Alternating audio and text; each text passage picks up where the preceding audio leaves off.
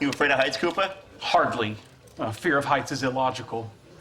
Fear of falling, on the other hand, is prudent and evolutionary. The vast majority of people who say that they have a fear of heights aren't actually afraid of being up high, but when they're standing on the edge of a cliff, they're deeply afraid. And that makes sense because they're afraid of falling off the cliff and dying, which is totally appropriate. I'm afraid of dying too. Like if I thought I was gonna fall off a cliff, I would find that very scary. The key is to make sure you don't fall off. Hey GQ, I'm Alex Honnold. Welcome back for part 2 where I'll be talking about some more climbing clips. This is the breakdown.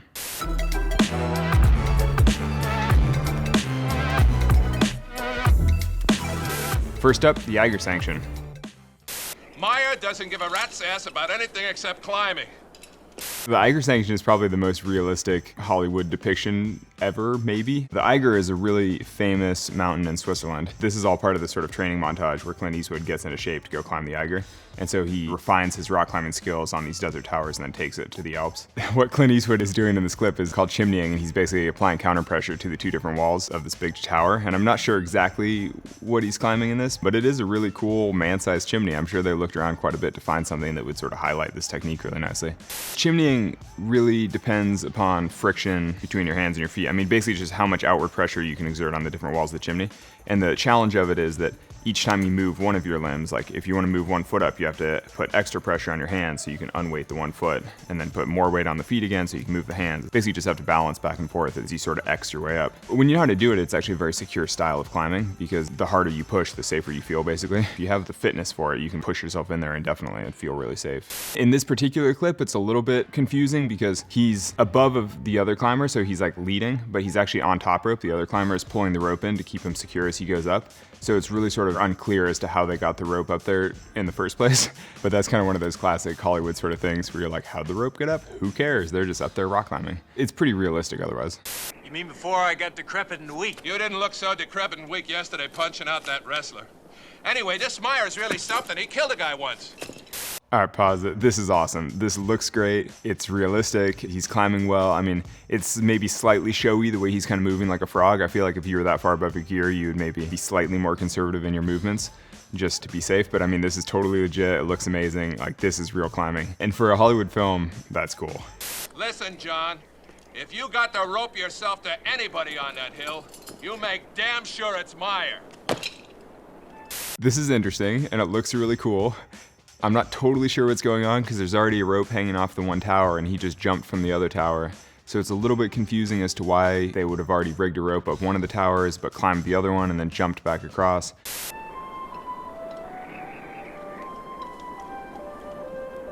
Okay, so this is a bit of a cut from what they were just doing. I mean, you can see that these are different towers in a different place, slightly different types of rock. I mean, this is still sandstone, but it's different than what we were just looking at. Now he's doing what's called a Tyrolean, like sliding across a rope from one formation to another, made most famous from the clip in Cliffhanger where somebody falls to their death doing this.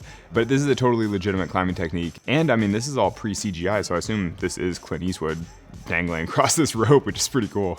Normally, he would be dangling from a slightly shorter leash so that he could put his feet up onto the rope and then kind of hand over hand like a spider a little faster. But he's also got kind of a heavy looking backpack on, so presumably that's pulling him backward, and so it probably is kind of hard work to stay upright. Normally to do a Tyrolean, you have to fix your rope on one end and then climb up to the other end, and then you can fix the rope between those 2 points and then kind of slide back. In this case, they're not showing enough to really show how they got either end of the rope attached in place. But you're kind of like, oh, they're at training camp, you know, he's just up there practicing climbing skills and having a good time. It's like, maybe somebody else fixed the rope in place, like who knows. The other thing going on in this clip is that he seems to have a backup line clipped into him, which intuitively makes sense to have something to back you up just in case. But in this case, it's not really clear what it would do because if the main white rope that he's hanging from broke, it's like, yeah, he's clipped into this other rope, but he's gonna take this horrendously long swinging fall back into the cliff that he came from. So it's not really making him any safer. It's just gonna make it easier for them to haul his body back up or something. Either way, he's gonna be catastrophically injured if the white rope breaks.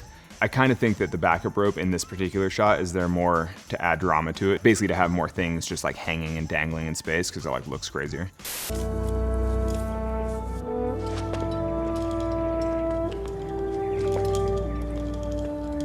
Again, this looks good. I mean, he's rappelling nicely, he's moving nicely, the view is incredible. Everything about this is kind of awesome. I mean, they chose this improbable looking wall. It's like hard to imagine how you would rappel down this, but it looks amazing and he's doing it well.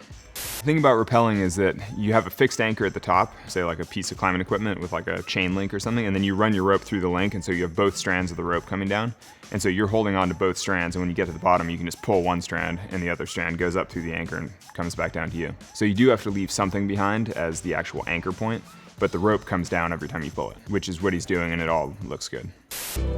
Hey, why don't we just call it a climb the way it is and take the escalator down? I'm pretty sure this is on Navajo lands in Monument Valley. They got permission to climb the totem pole, which is one of the most iconic towers in the desert. It's really hard to get permission, but you know, for Clint Eastwood, it happens. It's all a little bit weird because they were climbing and then Tyroleaning and then rappelling, and now they're climbing a tower again. But again, it's like in the spirit of a training montage, you're like, this is great. And this is kind of old school, the way he's hammering a piton into the sandstone crack like this. But for the day and for the technology that was available, this is totally realistic. Nowadays, we use different equipment, but this was fine then.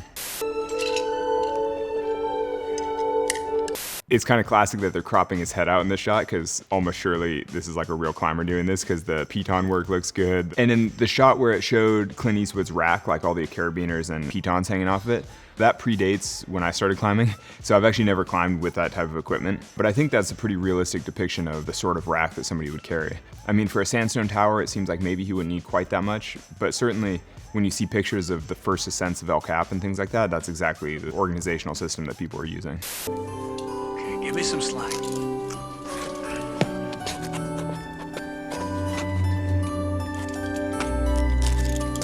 So I think one of the things that I've always really liked about the Eiger Sanction is that it shows the proper struggle. He's having a hard time. He's having a hard time getting his feet in. He's like fumbling around with things. His partner looks like he's never climbed before, but like, this is what a day out looks like. Basically, it's not like the speed isn't turned up. Like a lot of Hollywood depictions of climbing, everything happens faster because it has to fit into this little movie. This is like a nice, slowly drawn out, like this is a day of climbing.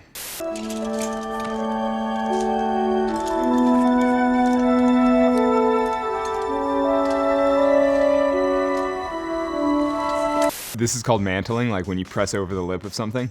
You know, that might not be quite the most graceful mantle I've ever seen, because he's about to sort of belly flop / roll over the lip of this thing. But you know, it's not bad, and he's doing it, and it looks good. A real climber would probably have just tried to surmount that little bulge more to the left or more to the right, basically not gone on the part where his feet had to dangle like that. To be fair, he is practicing for the Eiger, you know, so it's like maybe he is just choosing to do the harder line.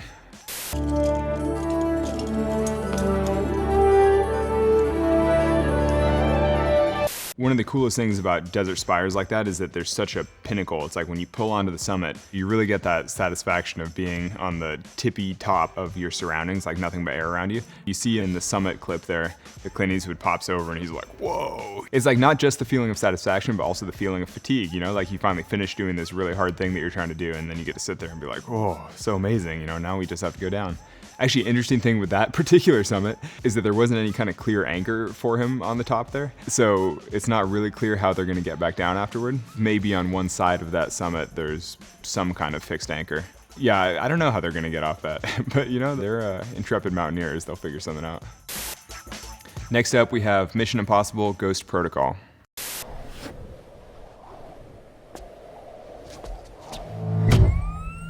I feel very confident in saying that there are no such thing as magnetic climbing glove things. There are things like suction cups and stuff that people do use on the sides of buildings where you can like crank it and it suctions on and then you can uncrank it. But I think they're slow and laborious, and they're not something that you would ever use to just solo a building.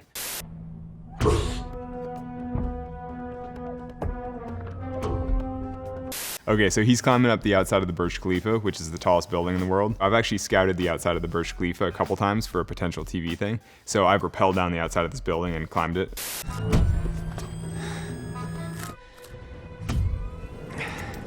The experience that he's having right there, where all you see is yourself and the exposure behind you, actually is incredibly unnerving, because instead of being like, oh, I'm climbing, all you see is the 2,000-foot drop behind you. This is all totally realistic. It is like mirrored glass. And it's crazy because Dubai has something like 50 of the tallest buildings in the world, but the Burj is so much taller than all the other buildings around that they look like little toys below you. And you're like, those are some of the tallest buildings in the world. It's like totally insane.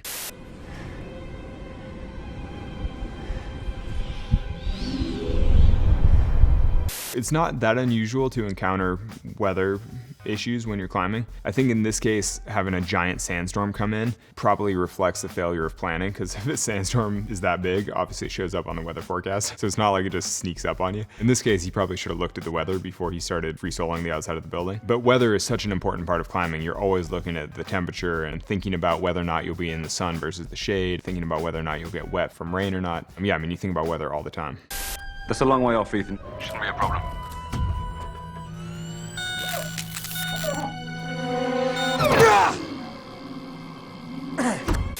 It's a little weird because having the magnetic thing on his glove come off, it wouldn't like shoot him off like that. I mean, it would just stop sticking. This is actually a sort of legit technique. Actually, I mean, this is the way I climb the Burj, basically. I mean, so his hands are sticking to the wall, which is unrealistic, but the way he's pushing his feet as counter pressure between the two beams is totally realistic.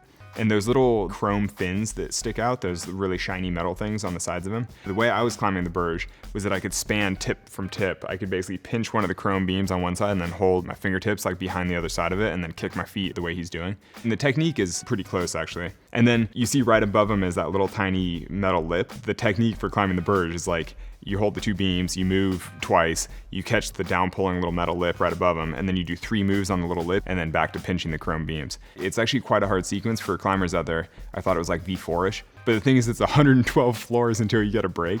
So you do the same V4 boulder problem 112 times in a row. It's incredibly pumpy. It makes you very, very fatigued. He doesn't get tired though, because he's Tom Cruise.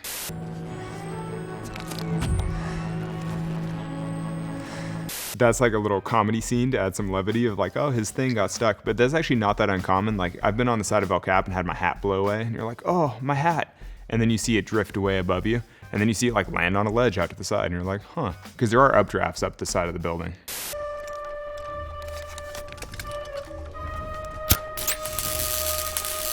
The way he's chimneying in this, he's kind of counter pressuring because his back on one side and his foot on the other. That is a legitimate climbing technique. In this case, on the Burj, it doesn't work because the little chrome fins that he's pushing against, 1, they slope away from him, and 2, the dimensions don't really work. Like, they're too small. Like, his back is too big to push against evenly. Basically, it'd be like a tiny fraction of the shoulder blade and a tiny part of one foot. There's too much of the rest of his body, like pulling him outward. As someone who tried to do this, I can tell you it doesn't work, but it looks great, and it is like a realistic principle.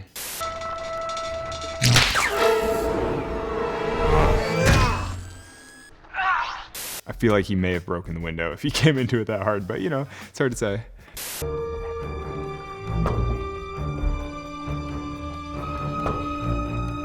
He looked kind of comfortable standing there for a second, and that actually is somewhat realistic because the thing about buildings is that they're perfectly vertical, so anytime you get a little foothold, you basically can't stand over your foothold and kind of relax. Even though it's very difficult climbing and it's this crazy position, there are definitely moments where if you have a foothold that's 1.5 inches wide, that's pretty good to be able to lean in and relax quite a bit, though what it looks like he's about to do is obviously less relaxing. I love Mission Impossible. I love this clip. I love the Burj Khalifa. I think this looks amazing. I mean, yeah, the climbing gloves, totally unrealistic. This couldn't literally happen, but the movements that he's using and the way he moves on the wall is realistic enough. If gloves like that did exist, then this clip would be great. Next up, we have Wonder Woman.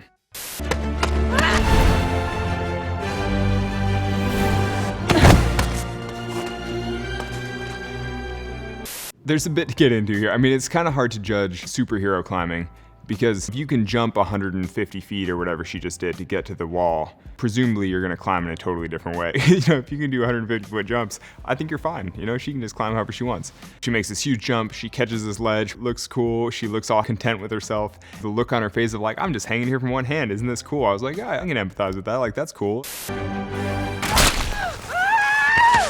A week ago, I broke a hold very similarly to that and tumbled down this gully. I mean, technically I was kind of hiking / scrambling up this mountainside near my home. And so it wasn't like strictly rock climbing, but I like broke this hold off really unexpectedly, hit my face against the wall, which is like just healed, I guess, though I was slightly worried I broke my nose, and then tumbled down this thing and got super banged up and then sat there for a while and was like, oh, I guess I'm not technically injured, and then carried on up the peak. But yeah, I mean, it happens. I mean, things break for sure. That's like one of the biggest risks in climbing.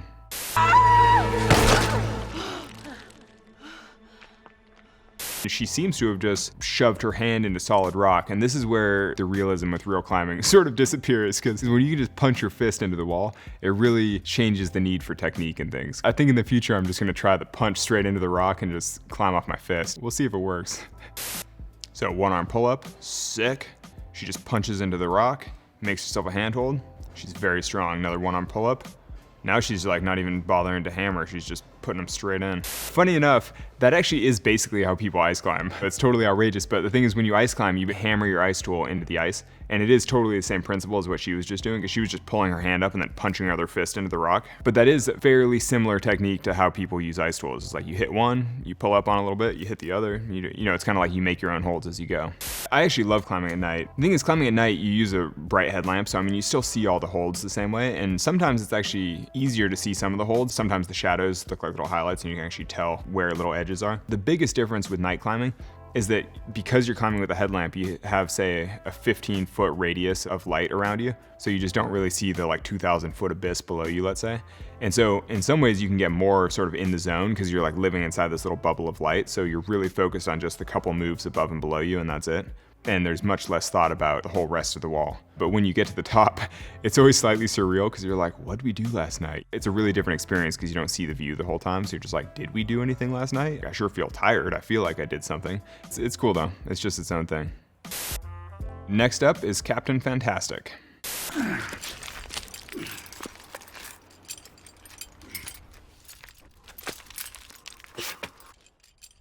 I'm not sure exactly what they're climbing on or where. They're also cutting wildly between different cliffs, and like this suddenly has way more exposure than the last shot where it looked like they were just scrambling close to the ground. But I don't know, it looks modern. They're using normal equipment. They have helmets, ropes, good shoes, everything looks safe.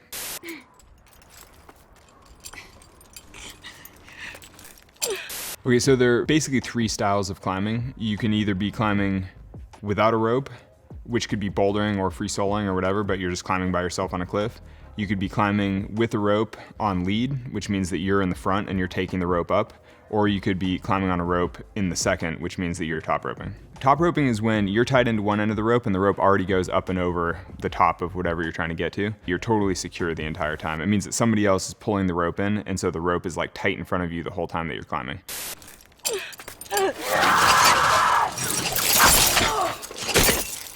Okay. It just went from 0 to 100 in Hollywood style.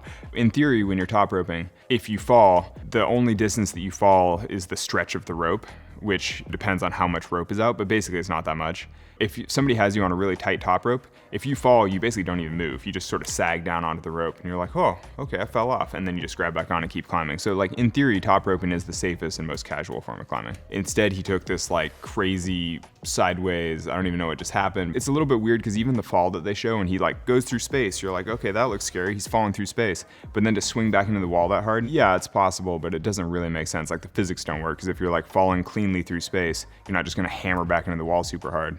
Unless he had started from like a really steep over, like it just doesn't totally work. Well, you flex your fingers? So there's a lot to unpack in this scene. This is confusing because the kid a second ago was top roping. He just had his rope tied into his harness. Now he's hanging on a belay device, so he's basically rigged as if he's rappelling, but there's still a rope behind him as if he's top roping. So like none of this makes any sense and it's not realistic at all. I will say though that the whole like hitting the wall and breaking your wrist thing is relatively realistic, so I've actually broken my wrist 3 times through the course of my life. Once falling in a climbing gym, twice falling off of like play structures when I was a kid. So it is pretty common to fall off things and break your wrist when you land. So I'm like, yeah, I feel bad for this kid, you know? STOP. Stay calm, think, observe, and plan. If you hit the rocks below you, you'll die from blunt force trauma. Okay, ignoring what all the kids are yelling at each other, I'm like, why are there 3 sets of people climbing on different parts of the wall? And why are they all tied into weird things? Like, why is Viggo Mortensen tied there like a weird spider? None of this looks like climbing. It's like they've hung dolls to like make the set look nice. This all feels like it got like storyboarded, you know, it's like, and then this thing's gonna happen, but you're like, how does that happen? It makes no sense. There's no cavalry. No one will magically appear and save you in the end.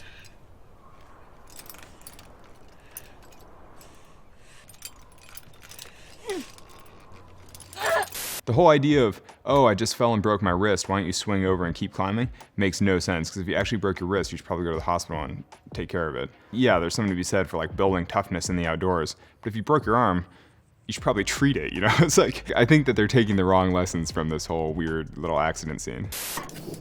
All right, let's go. This is totally insane looking.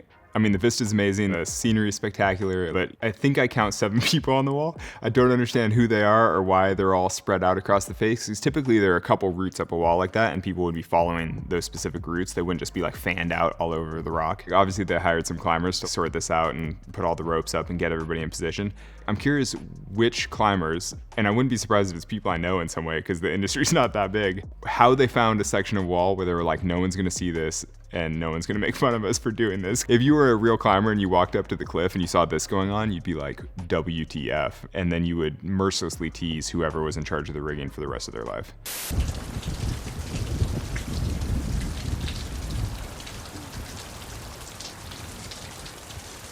I will say this at least is somewhat realistic, everybody looking dejected and cold in the rain, because that is one thing about climbing in the Northwest is that it rains a lot, everybody gets wet, everyone gets cold. Climbing in the outdoors is tough sometimes. Presumably they should have brought jackets though.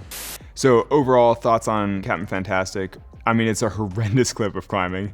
It makes no sense, but I think that overall it's being used as sort of this metaphor for like teaching kids toughness or whatever, and I'm like, cool, you know, I'm sure that kid is gonna be pretty tough after he broke his wrist and rappelled in the rain and then sat, you know, it's like, who knows what's going on. All right, next up, The Big Bang Theory. You afraid of heights, Cooper? Hardly. Fear of heights is illogical.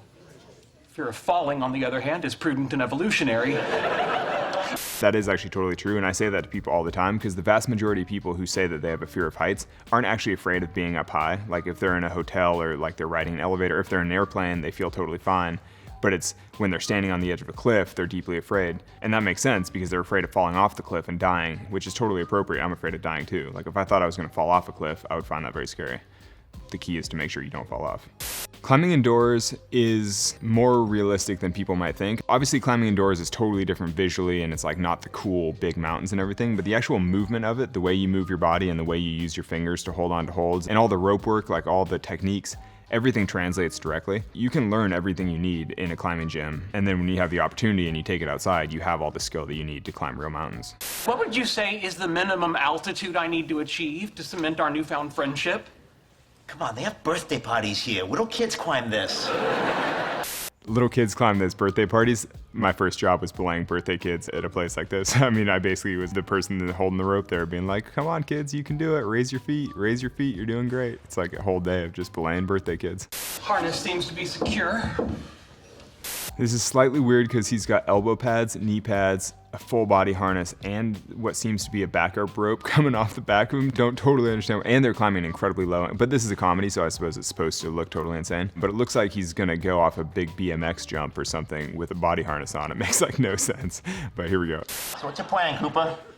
Well, it's not exactly a plan, but I think I'm going to pass out. That's like a not totally unrealistic depiction of some people's first time climbing. Now I see why they had the weird backup line, so that when he goes into pass out mode, they can keep him from hitting his head against the wall, which makes sense from a rigging and safety and shooting perspective. I've never seen somebody pass out or like faint while climbing indoors, but you do see a lot of beginners freeze. And actually when I was a kid and I was belaying birthday kids all the time, you'd get kids that get to the top of the wall, and then occasionally you'd basically have to climb up next to them and coach them down, or like hold them and help them rappel. The person belaying lowers you back to the ground. It's basically like rappelling, but you don't have to control it yourself. You definitely see all kinds of outrageous fear response, you know, at the climbing gym. All right, next up we have Cliffhanger, which is among my favorite films. I can't wait. This way. All right, the legend's too far. Take this rope and pull it apart and tie it together. Okay, so first off, he just fired a bolt straight into the rock, which sounds cool, but sadly doesn't exist. Climbers even still to this day joke about having a bolt gun, which kind of comes from things like this. Like, I wish I had a bolt gun. You could just make yourself safe anytime you shoot into the rock. In reality, to get bolts into the rock requires like a laborious process of drilling the bolt in. We're gonna rappel down. This rope is 60 years old. Will it hold? Don't think so. Oh, bad answer. That's all pretty legit, you know, a 60-year-old rope, will it hold? You're like, who knows? You know, because ropes do degrade over time, especially really old ropes like that made of hemp and things, like pre-nylon ropes. Also, the film Cliffhanger is supposed to take place in the Rockies in the US, but I know for a fact it was all shot in the Dolomites in northern Italy. That's why this rock is really beautiful limestone walls, like really cool spires. It's because the Dolomites is way more dramatic. The American Rockies is just like big piles of dirt, basically. There's nothing like this in the American Rockies, but you know, who cares? This looks amazing. They were just doing what's called samo-rappelling, where they're each rappelling on one strand of the rope. Conventional rappelling is one person goes down both strands and then gets off the rope, and then the other person goes down. Samo-rappelling, you have one person on each strand, so they're kind of counterweighted. So it's a little bit more dangerous, totally realistic, especially if things are about to explode and you're in the middle of an action movie. It definitely makes sense to samo-rappel because it's just faster. Okay, now swing as hard as you can. Push.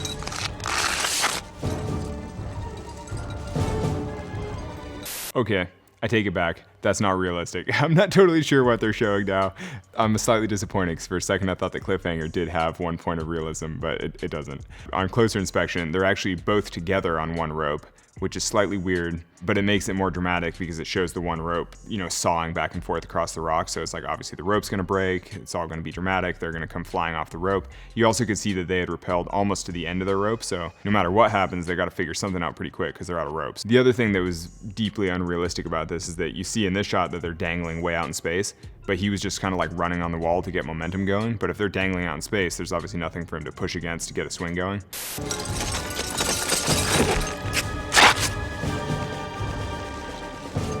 In this clip, they're running back and forth across the wall, which does happen in climbing sometimes. Typically it happens more as you're climbing up a face and you get to a point where like your crack runs out, let's say, and then you lower back down a little bit and then you do what's called a pendulum, where you run back and forth and you make a pendulum shape to like access a different feature or get to a different crack or something.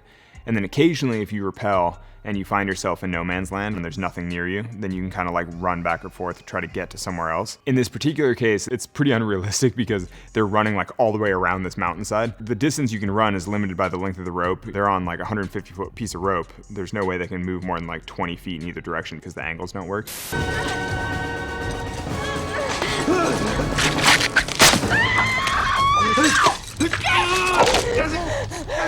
Okay.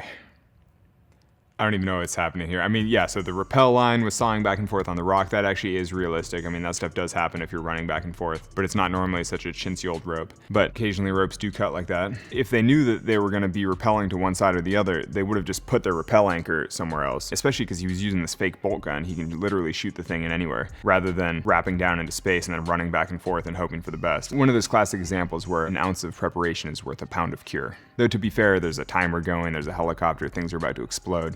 You know, maybe he's a little stressed.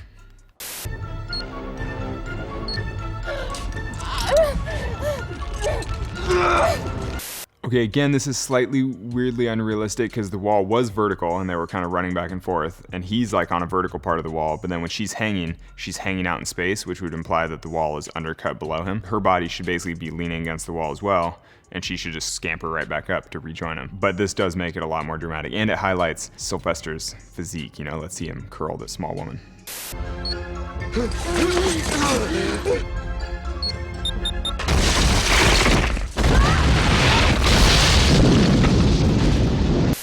So I haven't actually been around that many giant explosions in the mountains, so I'm not totally sure how this is all gonna play out, but it's very dramatic and they are doing some things on the side of a cliff.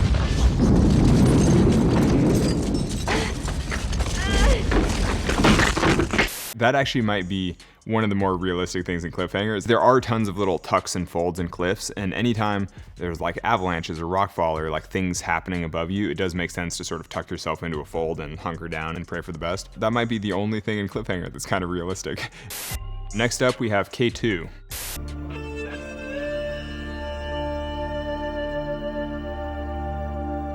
K2 is the deadliest summit in the Himalaya, basically. Much more difficult than Everest, much more severe. Actually, K2 just got climbed in winter for the first time this winter, which was a really big deal for international mountaineering. And sort of excitingly, it was done by an all Nepalese team, which is cool because it's their local mountain. This clip is some sort of like a training climb, not actually climbing K2, because K2 is a huge snowy mountain, and in this clip, they're basically practice rock climbing on like a granite spire. And that's actually pretty legit. Like what they're doing in this clip is the type of rock climbing practice that you would do to like learn the rope skills to go to a big mountain like K2.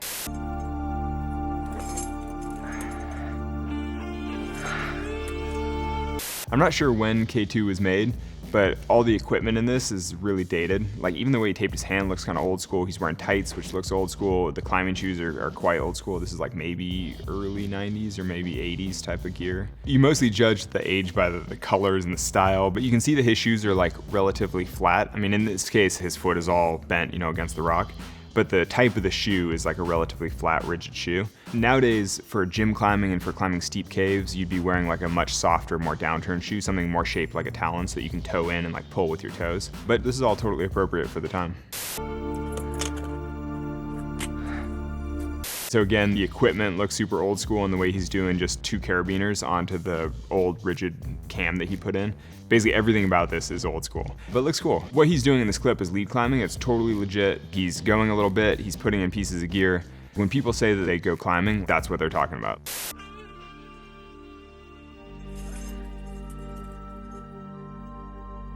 So this is really dramatic and a little over the top. When he did that swing, he probably could have kept his foot on the back wall because you can see the physical distance isn't so far that his body doesn't span it. So in theory, he could have like engaged his core and like toed in a little bit and basically kept his foot on and would have saved him having to swing.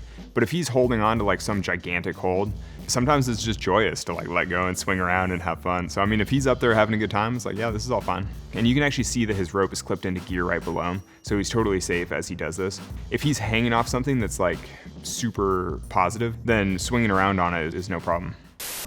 I'm super curious where this is. I kind of want to go climb here. I'm also curious who they got to do the climbing because it like looks good. If he's moving well, climbing nicely, like this all looks great.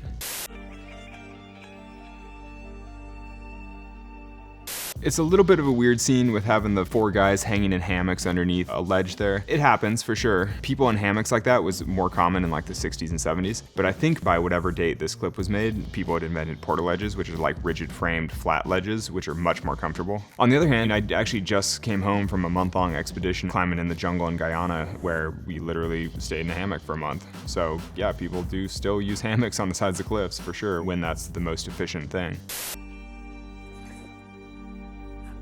Like this is probably shot with him laying on the freaking ground.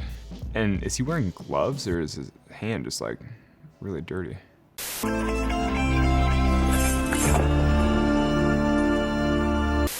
Okay, this is starting to get hokier for sure. It's a little bit over dramatic, like his big jump is stylized, of course. And it looks a little bit stupid because the wall you can see is low angle. So like you can see how his body like drags on the wall basically when he jumps to the thing. And because the wall is low angle, it means that he probably could have just raised his foot and pushed off the foot and not had to jump. Like it doesn't really make sense, but it looks awesome. I mean, I'm into it. This is fine. I would give this like a solid B for Hollywood filming. It doesn't totally make sense, but that's fine. Thanks for watching these clips with me. I really enjoyed breaking down some climbing scenes. Till next time, cheers.